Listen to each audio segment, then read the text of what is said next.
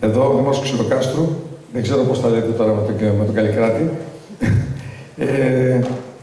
είναι από τους δημάρχους που στήριξε πάρα πολύ το φεστιβάλ επί της ουσίας. Όταν λέμε στήριξη, δεν εννοούμε πάντα οικονομικά, εννοούμε πρακτικά. Και θα ήθελα να μας πει μια κουβέντα. Από μένα ευχαριστώ πάρα πολύ. Να είστε καλά. Γεια σου Νίκο, καλώς ήρθες και στο Ξυλοκάστρο. Γεια σας και χαρά σας.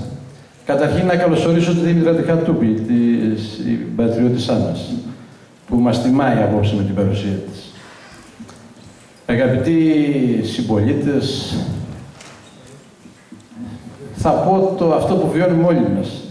Έχουμε πολύ βαθιά οικονομική κρίση, κατ' επέκταση πολιτική, κοινωνική, περιβαλλοντική και πολιτιστική. Το αντίδοτο σε αυτό το πράγμα, το είπε πολύ εύστοχα και ο Νίκος Δουλιάτος, το αντίδοτο στη βαρβαρότητα του τελευταίου καιρού είναι ο πολιτισμός.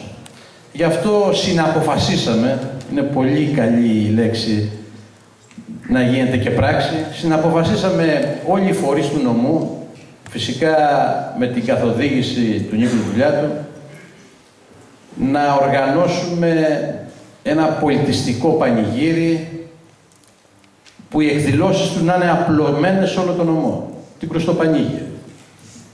Για το Δήμο Ξυλοκάστρου Ευρωστήλης, την περασμένη Κυριακή ήταν μια σπουδαία, αξιόλογη εκδήλωση με τα κρουστά στο Δερβένι. Απόψε εδώ είναι με το Σταύρο το Λάντσια και γενικά είναι απλωμένες σε όλο τον νομό από την 1η μέχρι τις 30 Σεπτεμβρίου, που θα είναι η καταληκτική εκδήλωση στην έκθεση του Εμπορικού Επιμελητηρίου Κορινθίας. Εκεί λοιπόν αποφασίσαμε όλοι οι Δήμοι, ο Δήμος Ξυλοκάστρου Ευρωστήλης, Οικειονίων, Νεμέας,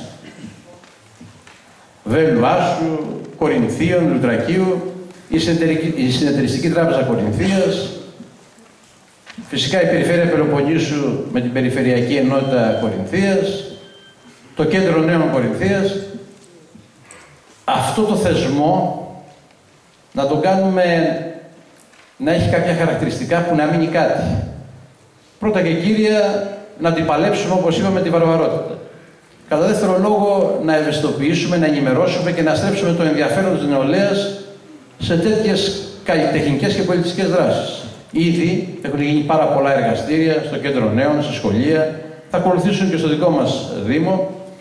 Και τέλος, μέσα από αυτή την ποιοτική εκδήλωση, να αναδείξουμε τον νομό μας, την Κορινθία μας, έξω από τα διοικητικά της όρια, πανελλαδικά και γιατί όχι και στο διεθνή χώρο.